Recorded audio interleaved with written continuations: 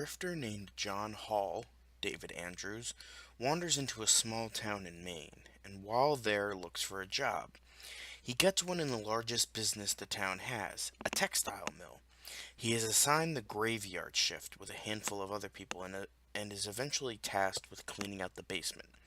What is at first a simple task becomes a nightmare as they find something much darker as they go deeper and deeper and deeper. Decent premise, but man, is this hands down the most boring Stephen King movie I've ever seen. Literally, next to nothing happens in the first hour. And this is an 86-minute long movie, so two-thirds of this fucking thing is of people just doing stuff around a textile mill and this weirdo town. There's an occasional death, but no intrigue to what's happening on screen. The actors are all fine, but the characters are just bland as hell and not interesting. The only ones who were marginally kind of maybe interesting were the characters of Warwick, Jane, and the Exterminator, played by Stephen Mocht, Kelly Wolfe, and Brad Dourif, respectively. Dourif is always a treat to see in any movie, whether it be really great or really shitty.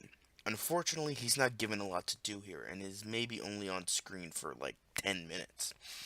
Warwick is a guy you love to hate and just want to see dead by the end of the fucking movie. Outside of that, he really doesn't have a character.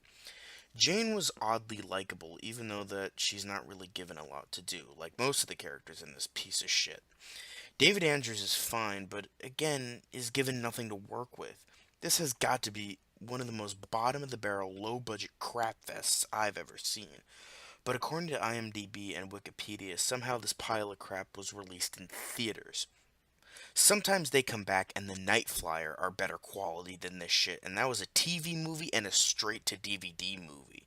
But we'll get to those at a later date. Even during the last 20 or so minutes, when shit is going down, we're not given enough build-up to make us intrigued, nor well-written enough characters outside of Jane to make us give a shit if these people are killed or not.